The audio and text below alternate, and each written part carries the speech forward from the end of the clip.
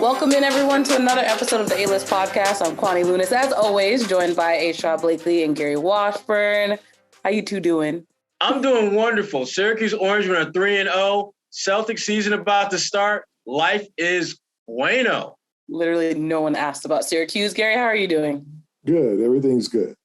Ready to go. I'm glad to hear that. But despite the fact that you two are doing well, the Celtics did actually just get some not great news recently. Adrian Wojnarowski just reported that Robert Williams is undergoing a surgery in his left knee, which will have an expected recovery time of 4 to 6 weeks.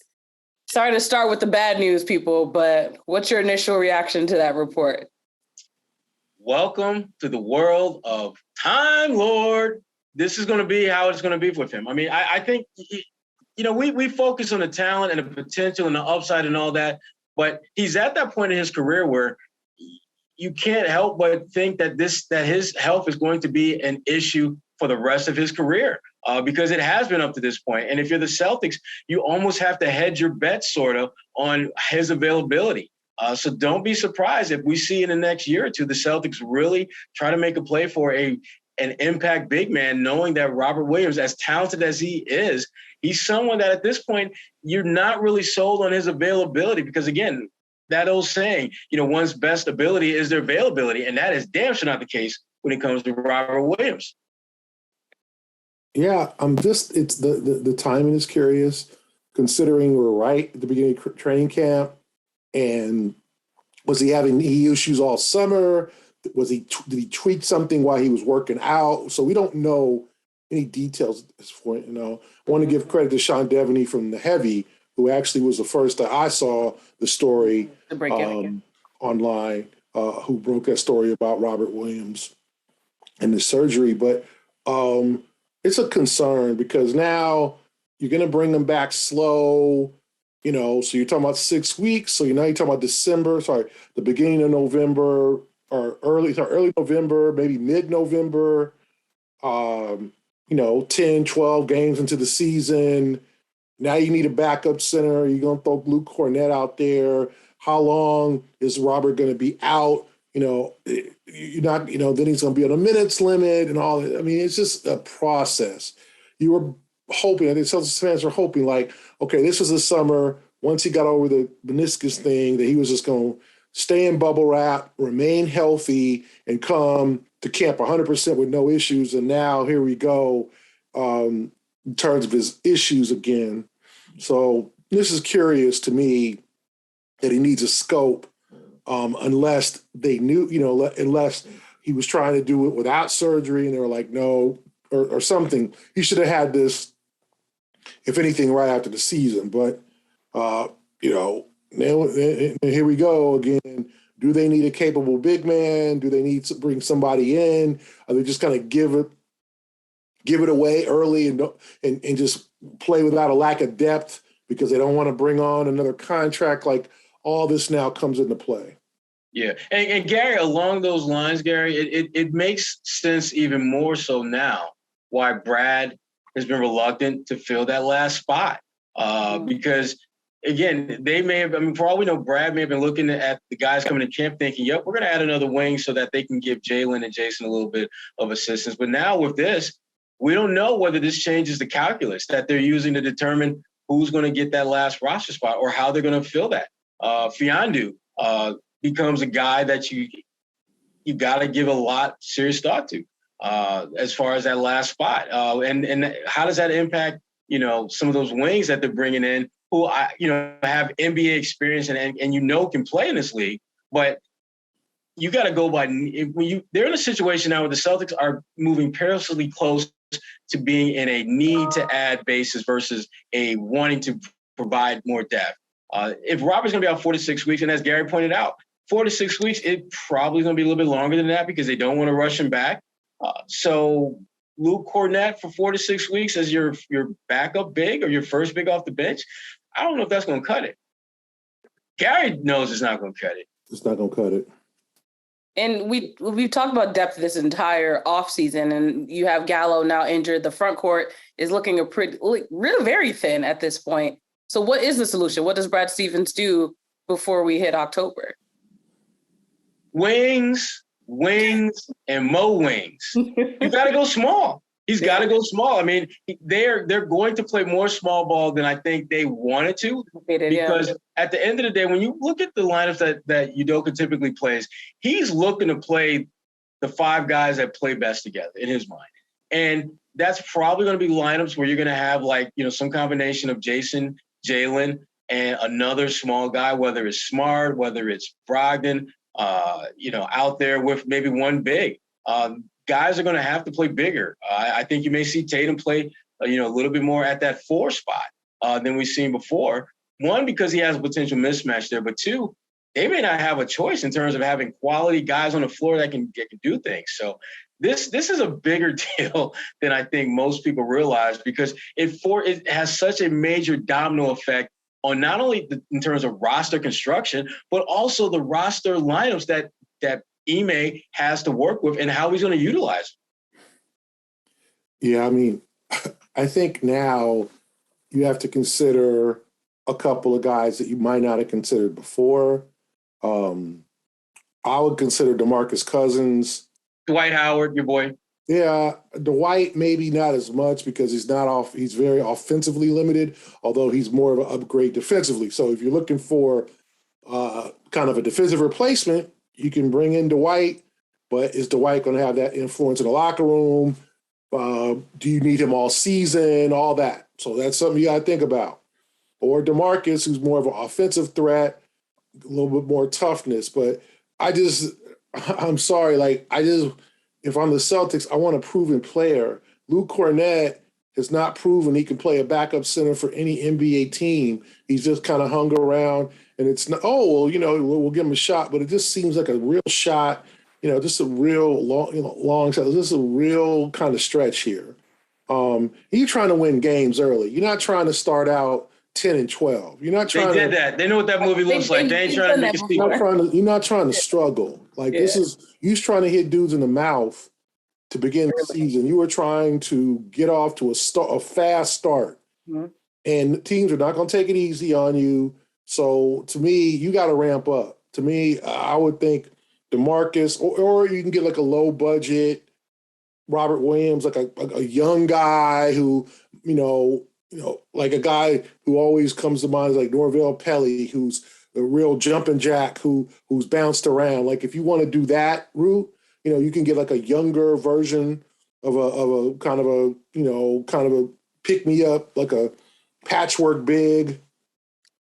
And then we'll go from there. But other than that, like you got to try something, because I just don't think you can just go and, hey, Luke, okay, well, now you're going to play, because you're not going to play Al 35 minutes a game. And then so you're going to have to go small with Grant at center at times, and, maybe even Jason at center. Like you're going to have to go small, or you're going to have to use some Luke. I'm not comfortable with the latter. Well, I was going to. Hey, you ball small, man. You put Tatum at center. Small ball. Damn. That's Jordan Classic small right there. Damn. I think it's actually a perfect time to pause and give some love to Indeed. I feel as though they're the perfect sponsor for us, because every week we're continuing to talk about how much the Celtics need help with hiring, and the joke's getting old. But Indeed, if you do have a small business, they're definitely the place that you need to go to hire for your business. No one knows small businesses like yours, and Indeed can actually help you be successful at doing that. Indeed is the hiring platform where you can attract, interview, and hire all in one place, one website. It makes it super easy. So instead of spending hours on multiple different sites, you can just go to Indeed.com and you'll find the candidate with the right skill set. And they actually have a powerful hiring partner. They are a powerful hiring partner that can actually help you just do just that. With their instant match, over 80% of employees get quality candidates whose resumes on Indeed match their job description the moment they sponsor a job, according to Indeed data in the US. So all you have to do is start hiring now with a $75 sponsored job credit to upgrade your job post at Indeed.com/A-list. You can claim that $75 credit. All you have to do is go to Indeed.com/A-list. Indeed does the work for you. When you pay to boost that job, their instant match actually shows you candidates whose resumes fit what you're looking for immediately. So again, you're cutting out a lot of time. All you have to do is go to Indeed.com/A-list. Terms and conditions apply. Need to hire? You need Indeed. So we started with some negativity on the podcast. I'm going to flip the script. We're going to talk about some positive things, something we can look forward to. Believe it or not, opening day for the Boston Celtics is less than a month away, which means Celtics Media Day is coming up this upcoming Monday. So from you two, who is the player you're most looking forward to hearing from after this summer hiatus? For me, it'd be Jaylen Brown. Okay. What do you want to hear? About the underwater workouts? Yeah, I mean, I know I don't only want to hear about the whole trade rumors and his reaction. I want to hear about his reaction to the Robert Sarver situation. I want to hear about, I know he's done some interesting things this summer and tried to better himself as not only a player, but as a man. Yep. I just want to hear his adventures because he stays quiet. You know, he's underground. He was doing that underwater stuff, but you know, Jaylen kind of keeps it low key.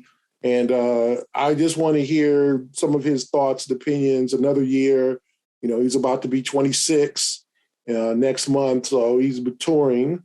And I want to see his thoughts on the team, the season, the rest of the NBA, the Sarver situation, and, you know, some of the other stuff, the player association things that he's involved in. So I'm really intrigued to talk to Jaylen.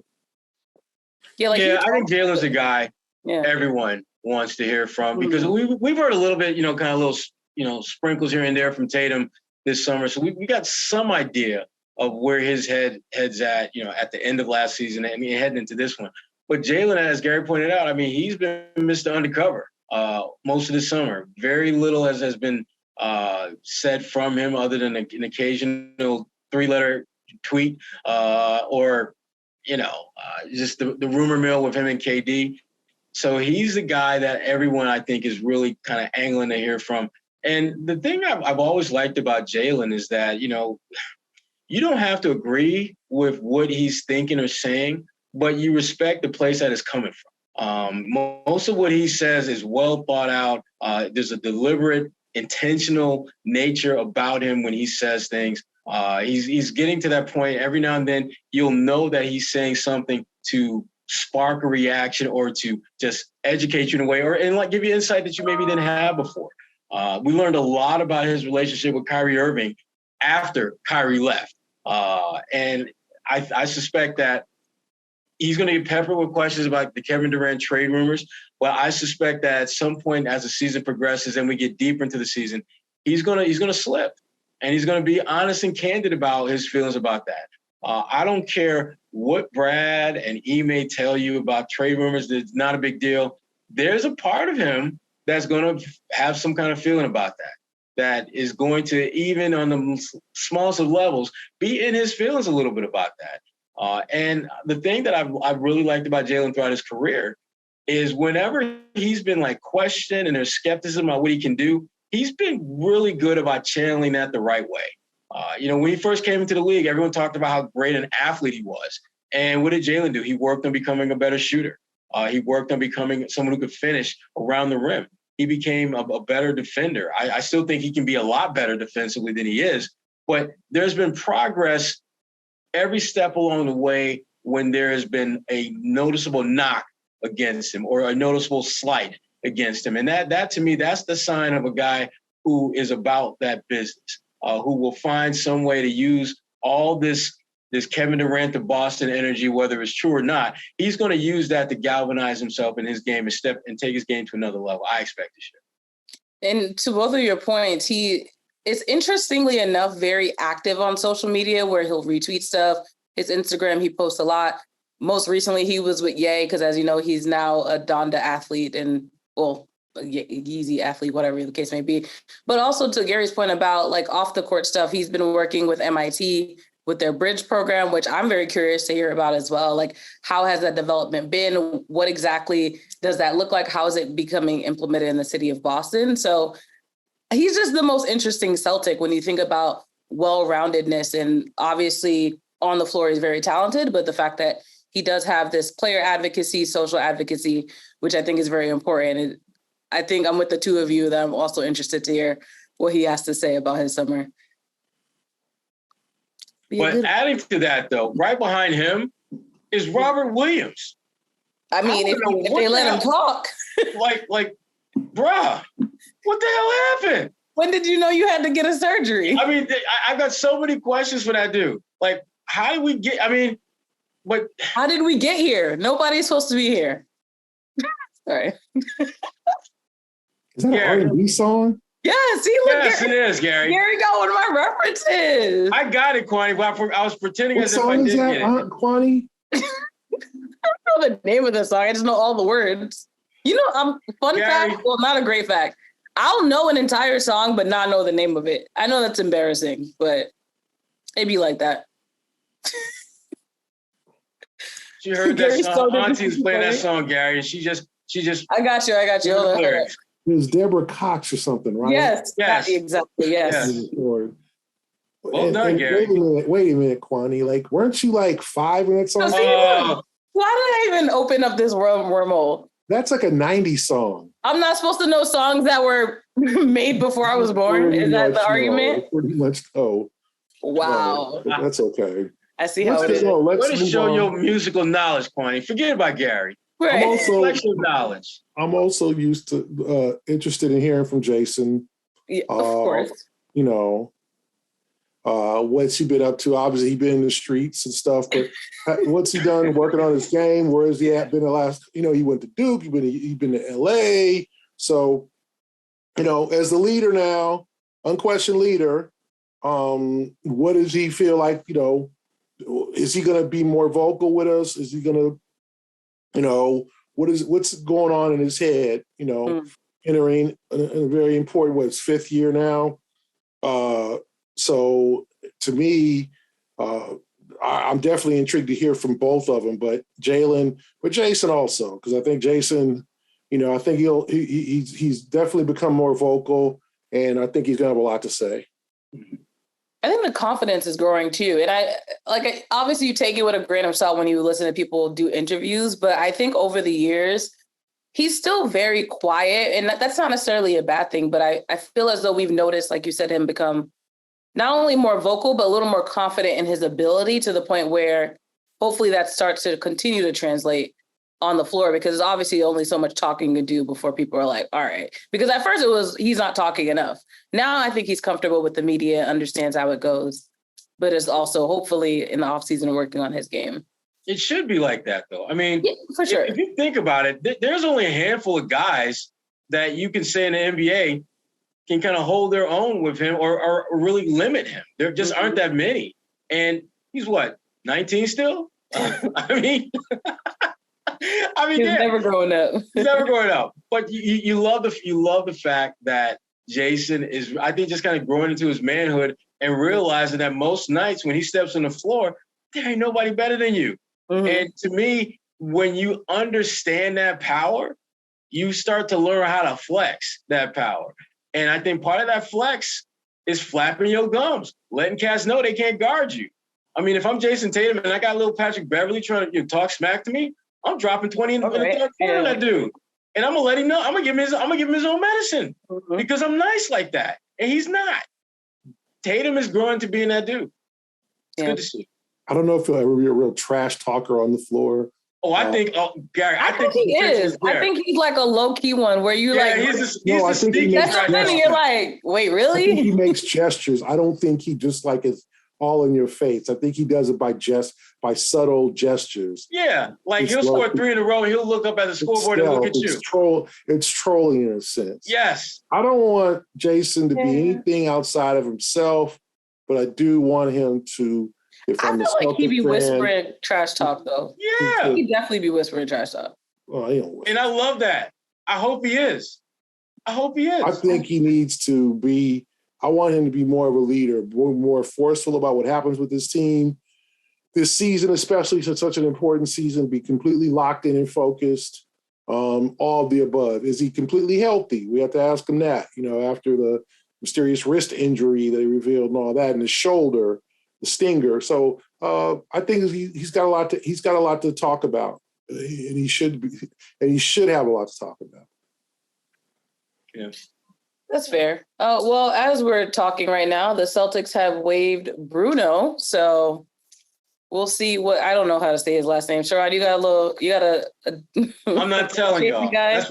That's my son. Caboclo. Yeah, exactly. Yeah. The one that we still need to get a DNA test on. So that's a little update. Don't need to do that now. He ain't on the team. He's not my son. Hey, I don't know that dude. Nah, he don't know that dude.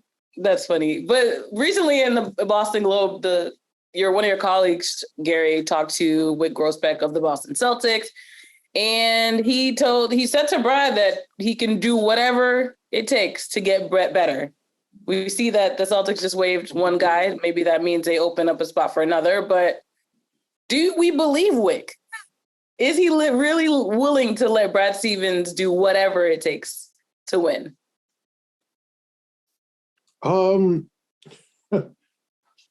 think that no. I think that Wyc. I mean, these owners are all competitive, and he knows very close with Joe Lacob, who was a co-owner, part owner, minority owner of the Celtics before he bought the Warriors. And I'm sure he saw the celebrations. There was trash talk, all that between owners. He sees them at the, governor's meeting. Like, that gets under his skin. He wants to win a chip. He wants to beat Lacob. He wants to have a championship, another championship. It's been now 14 years. It'll be 15 years if they win next year. That's not a long. That's everybody talks about. It was 22 years. Remember, between the 86 and the 08 team. So we're on our way to 22 years here. Are Celtics fans going to wait till 2030? Like as much as that team seems like it's not all that long ago, it was all that long ago. I mean, what was Kwani? 11th grade when they won a championship? Always something. Every episode should just be like, how old was Kwani when this happened? How old was Kwani when this was going down? 2008? Kwani was you 10th grade, 9th grade? Up at, Lord of Angels Catholic School in, Newark, New Jersey, or wherever you were. The funny part was orange, boy. East Orange. Huh? Lord of Orange. But I did go to high school in Newark, so you're a little spot on. Yeah, so so to me, I think Wyc wants to win. I think he's ready. I think he got a taste of it going back to the championship last year. So I believe what he says. We'll see what happens. Obviously now, with them waiving Caboclo, my main man, I was hoping to see him and hoping to talk to him. I feel kind of bad for Bruno. I'm good. I'm good. I feel kind of bad. I didn't want to face that reality. Yeah, you are the father. I didn't, but obviously it means they're making some kind of move because remember they haven't even announced like Jake Layman yet. They haven't. I don't know if they've announced officially. So they're making some shuffling moves. Obviously, they're creating some space because they wouldn't have done this unless they have somebody in mind. So let's see what happens over the next few days. I'm all in. I think Wyc is willing to cut whatever check needs to be cut if it's believed that will put them over the top. I think they're that close in their minds to winning a championship. They need one. But here's the issue now, though, with Danilo's injury, with Robert's injury, with the desire to bring Al along slowly. It's harder to. I think there's a harder case to make that this team can come out like gangbusters and just take over the East and just run away with it. Because they're going to have to play smaller and they're going to have to basically have guys that can play up a position. Because as Gary pointed out, Luke Cornett as your first big off the bench is a little bit scary to me. If you're talking about a championship caliber team. Now, if you want to go back to when Brad Stevens took over as the head coach of the Celtics back in 2013, if Luke Cornett is my first big off the bench, we know where we at. Mm-hmm. We are in the lottery. We're trying to sniff our way out of the lottery. That's Luke's, no disrespect to Luke, but he's just not what you would look for in an ideal first big off the bench for a championship caliber team. He's an NBA player. He's just not that type of impact NBA player. And that's really where the Celtics are at now. They've got to find somebody who can help get them over the hump. And, it may very well be a situation where they circle back and say, well, Carmelo Anthony don't look so bad now. We can play him as a small ball big in some capacity. So the Celtics, they definitely have to look they have to open up the options out there a little bit wider than I think they probably would want to, because they have to, in some way, shape, or form, address their front line beyond what they have already on the roster. Gary, you mentioned Wyc being around other owners. The first thing I thought of, and Sherrod and I were featured in a picture that I don't know if this picture is going to be used on a billboard, but he's also a co-owner of Syncoro with Beanie Bus and, of course, the great Michael Jordan. So Michael Jordan, not Michael B. Jordan. But I think that could play a role in it too. When you never met Michael B. Jordan. I know she didn't, Gary. We knew she didn't mean him. He couldn't even be in that conversation. Come on now. Exactly. Michael B. Be not in this conversation. Be not in this conversation. Let's move on with Michael Jordan, the real Michael Jordan. Be on your merry way, because we're not talking to you. Yeah. But yes, I think being around those great, obviously the Michael Jordan, but also just like a Lakers owner of these two franchises are now competing to see who will continue to be the GOAT in the franchise. I mean, the league. I think that's another conversation you think about when it's just like the amount of people that you're around on a regular basis. Yeah. Yeah. Well, the one, we haven't really talked. I think Garrett kind of touched on the whole, it had been 22 years before they won the last title. I didn't even think about that. That means they've won one title in the last 36 years. That's I mean, you tout yourself as like, the greatest franchise in NBA history, and you got one chip in 36 years. The Lakers have won 5. Yeah. But that's a really good conversation, though. But that's a good conversation. Like, how long can we count how many rings your franchise has versus the recency bias of how recently were you good? Because kids nowadays, we make the jokes about how I wasn't around, but like, I wasn't around for the 86 Celtics. So like, how would I see them as a dynasty if I'm looking at a team like the Warriors or even like the more recent Lakers of actually being a little more consistent than the Celtics? You talking about Lakers, you can talk about Miami, you can talk about San Antonio. I mean, there's a number of teams that this generation of NBA fans look at as a dynasty more so than the Celtics. The Celtics, they're obviously people know them from a historical standpoint, but that's just it. It's historical. It's not relevant to what's happening now. I don't think the Celtics have that same cachet with a lot of fans in this day and age that they have with an older set of fans who recognize and realize that they've been a really good franchise for, a large part of the NBA life cycle. But if you're looking at the last 35, 40 years, last 35 years, they've got one chip. That's it. That's it. And for those of us who remember that year, they damn near didn't get out of the first round. The Hawks took them to the brink. Al Horford and young Al Horford, they took them to the brink. So, I mean, it's one title in 35, 36 years. It's not great. Well, this is a perfect segue because another quote in that article that I mentioned in the Boston Globe was, and anyone who asks me what I think about the team, I'm saying I don't want to overrate us. And of course, there's always going to be some kind of rating when you get to the NBA Finals. But what do you two think? Is this Celtics team overrated? I think a lot to be put on them. And I think after when they added Rodney Gallinari, it might have been justified, but I don't think they're head and shoulders over anyone in the East. They're one of the group that can win the East. I'll give them that. Them, Milwaukee, Philadelphia, Miami, and maybe Cleveland. And we'll see about Brooklyn, but that's like 7 teams. So do I think that they'll finish in the top 4 seeds? Yes. Is it like a straight up easy, if they're not, could they be 5th seed? Yep. Remember the year that the East was like 4 games separated the top 6 teams or something? It was like 4 or 5 games. It could be like that. It could be complete close horse race where, the winner of the East has 59 wins, and the 6th seed has 52 wins. Like we're talking about small little margins of error, 1 or 2 key games, losing at the buzzer here. Like, so the Celtics got to take care of business, and they lost a lot of close games last year. But to say, oh, this team looking is going to be just cruising in the East, they ain't cruising nowhere. They ain't cruising in no Thunderbird, driving the streets. They ain't cruising nowhere. Okay, they gonna have to earn every bit of it, because you look at the East, and the only team in the East I think is going to be bad is Indiana. Okay, let's look at the East. Toronto, always hard, tough, plays hard. Washington got talent with Bradley Beal and those guys. Orlando's young and up and coming. I mean, New York's still gonna New York though.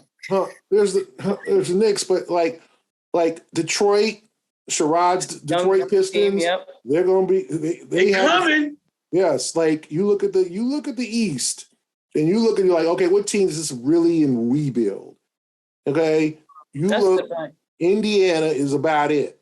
Chicago, we don't know about Lonzo Ball, but they're going to be, they got star power with DeMar DeRozan, Vucevic, and Zach LaVine. Like, no game is going to be easy. There are going to be some games where teams are tired off of back-to-back. The Celtics are going to play well, but to think that the league, especially the East is all leveled up.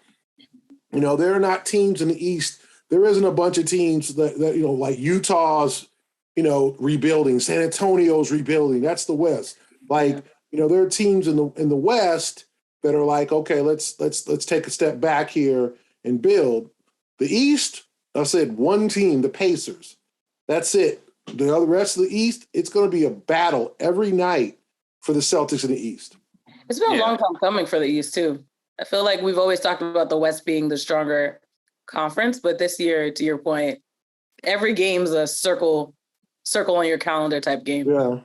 Yeah. I mean, I see the season playing out looking like one of those Olympic swim meets where there's like 1 second that separates 1, 2, 3, and 4.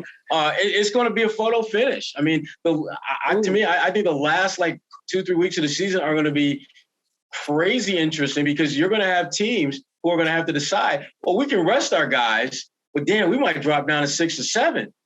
Because it may be, I think it's going to be that close where like there'll be 2 or 3 games separating 1 through 6. And that, to me, is scary for a team like Boston, because, again, where you had everyone thought the Celtics were a smidge better than most everyone else in the East. Just a little bit.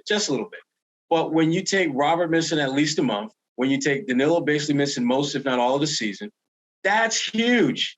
I think you could probably absorb one of those blows and still be pretty close to where you're going to be record-wise at the end of the day. But losing 2 guys in the front court who have such a unique ability like those two. Robert, easily the most athletic big you have. Danilo, the best stretch big that you have, at least in terms of scoring. Al Horford is a better overall player, but Danilo is a better scoring stretch big, I think, than Al, just because he's just a natural shooter, whereas Al converted himself into a perimeter shooter. But the point is this. Those losses are going to make it extremely difficult for Boston to get off to the kind of start that they wanted to. And they know in their heart of hearts, they need to in order to get back to the finals. Whenever anyone with that team, whether it was Brad, whether it was Ime, Grant, Tatum, they all talked about the importance of getting off to a good start this year. Every single damn interview they did, they talked about that. So that's something that they're all thinking about. What they're dealing with today, with no Danilo and Robert out for at least a month, it's going to make that goal a very difficult reality for them to create. Mm-hmm. So we're talking about the Eastern Conference, and our favorite guy, Kyrie Irving, it looked like a Twitch stream or some kind of podcast or something. And he basically said that watching the young guys that he watched grow up basically helped watch grow up. I would say watch grow up. He said he helped them grow up, whatever. But he was saying how humbling of an experience it was to get 4-0'd by the Boston Celtics. But he also said that it was meant to happen and that they'll be back.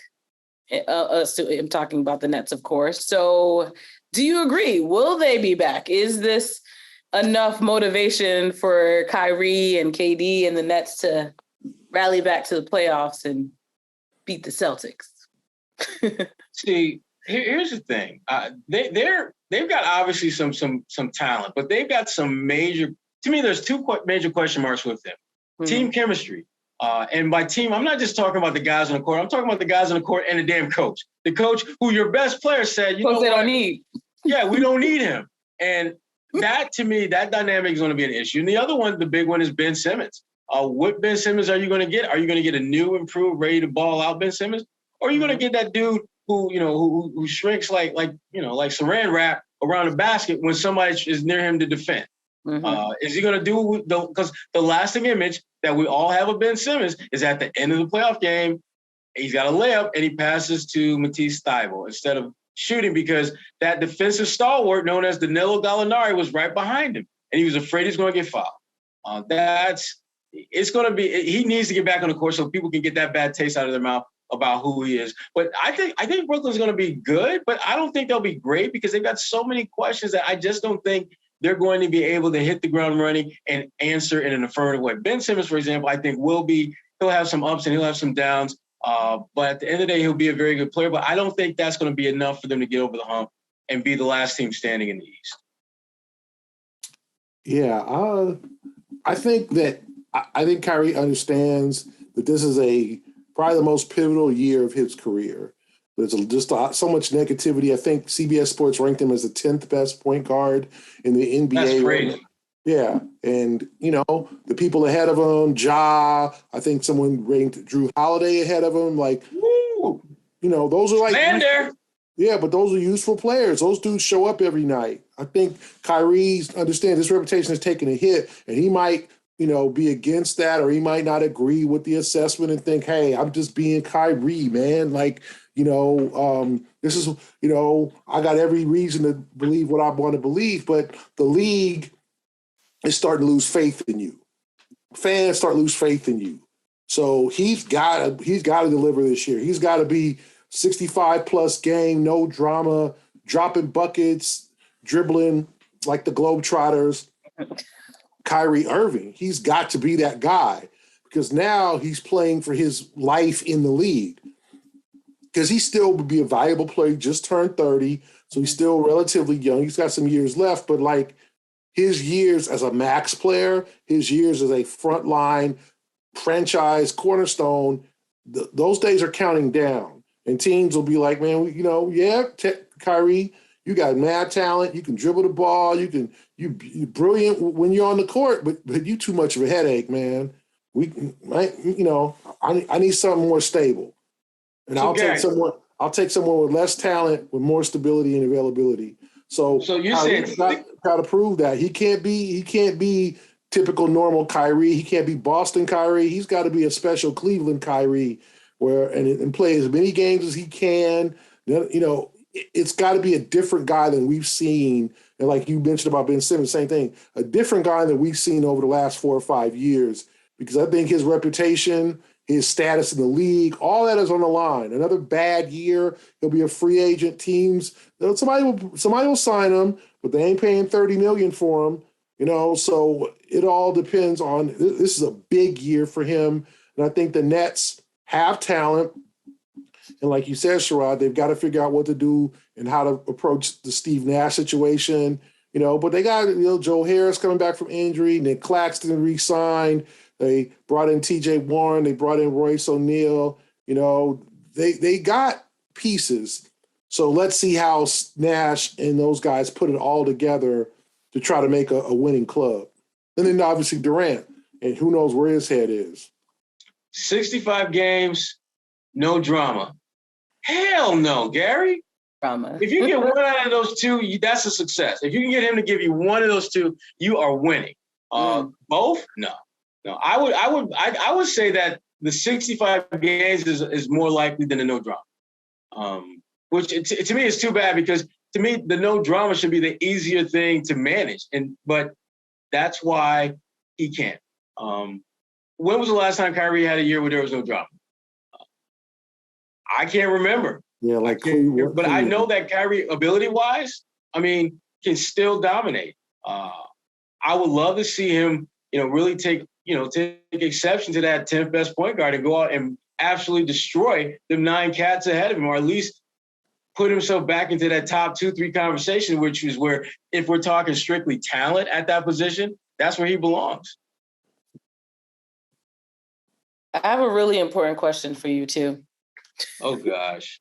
She can't even get the question out, Gary. She knows it's not even that deep, but is it time for the Celtics and Jae Crowder to be reunited? As you know, he's been with the Phoenix Suns since 2020. He's been coach under Monty Williams, coach of the year. He's been a pretty important part of their finals run 2 years ago. So what do we think? Is it time? What you got, Gary? Okay, so I think I like Jay a lot. I think I would bring him back here in a minute. Yeah, but it would have to be a trade. He's under contract. Which reportedly the Suns are interested in a trade, for the record. That's why I brought that question up. The Suns are considering. Yeah. But who are you going to trade that matches salaries? You know, you'd have to trade like Grant, or you'd have to trade. You're not going to get them for pennies, and you're over the cap. So it would have to sacrifice somebody in order, mix it one of those trade exceptions or whatever. Try to finagle a trade exception or something, but you would have to maneuver to do that. I don't know if they can. I think they should bring him back. He loved being a Celtic. It kind of put him on the map as an NBA player. It's the reason why he still wears 99, the number 99. I think he loved being a Celtic. I think he loved his time here. And they shipped him to Cleveland in that damn, Kyrie trade, and then he bounced around and he got to Phoenix. But I think just his toughness, his defense, his ability to hit the three, yes. And he's still 30. I think he's 32 now. So he's not too old. Yeah, I would do it if you could sacrifice not too much for him. Well, I know if Gary could do it, the first person that he would put out there is Derek White. But the money don't match. I think Derek makes significantly more than Jay. Yes, very significant. Just a little bit more. If the money matched, though, Gary would absolutely be we would probably be reading about that trade in the Boston Globe. Yep. He would make it a trade just by reporting that it happened. Yep. I ain't trying to tell Brad how to do his job, but if I was Brad, I would go get Jae Crowder, and I would send Derek White to beautiful Phoenix, Arizona. Is that how Gary sounds? I mean, if it were me, that's what I would do. If it were me. I'm just saying, though. But I'm just saying. No, Jay would be a great fit. I mean, there's no doubt about it. And I think to Gary's point, Jay's at that point in his career where I don't think he's as focused on the whole come up and prove himself and all that. He just want to win. Yeah, I mean, think about this dude had a chance to win a chip in Miami, came up short, had a chance to win a chip in Phoenix, came up short. So he clearly is in chip hunting mode and would ideally want to be somewhere where he could win a chip. And if you look at the Celtics roster, he'd be the perfect addition if they had all their expected pieces in place. But with Robert's injury and with Danilo's injury, I'm not sure. Even if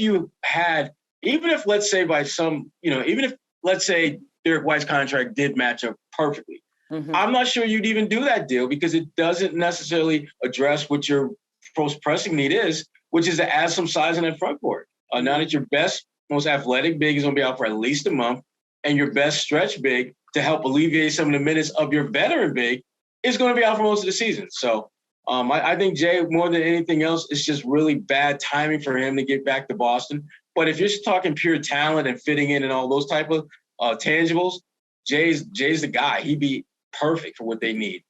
And Gary always talks about the Celtics needing someone with that dog in them. I think Jay would be perfect for that.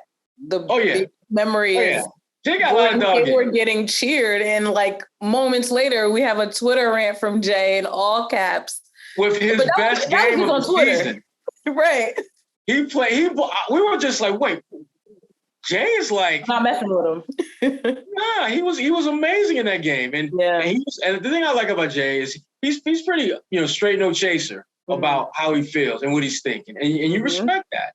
And I think the Celtics, and I think this kind of piggybacks off a point that Gary's made many times about having veterans who can come in and not just play, but have a presence about him.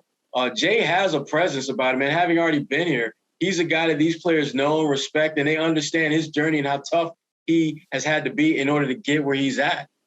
So, again, he would be great for this team, but I just don't think they have the right kind of assets to ship out and bring him in and it not be a significant, reshuffling of the deck for them where they don't know what the hell kind of hand they'll have once the cards are dealt. So. We really made it through an entire offseason that had something to talk about every week, guys. Look at us. I'm excited. Quinn's excited. Gary's like, whatever. No, we did a good job. We did a good job. He's still salty. He's still salty about that Cal loss in South Bend. Which, by the way, Gary, I'm gonna say it for you, Gary. I'm gonna say it for you. Y'all got robbed. To quote the poet DeAndre Jordan, I've been robbed. Yeah, it was a tough Thank you for your what? He's the word. It was a tough one. If you're looking to sponsor a job post for your small business, you can go to Indeed.com/A-list. Do you two have anything we should be looking forward to before we hit Media Day, Celtics Media Day? Ready to roll. Let's get it going. Just ready to roll. We'll see what happens this week. There's be some stuff breaking this week. Okay. He said, stay tuned, y'all. For Gary Washburn and A-Sherrod Blakely, I'm Kwani Lunis. Thanks for listening to the A-List podcast.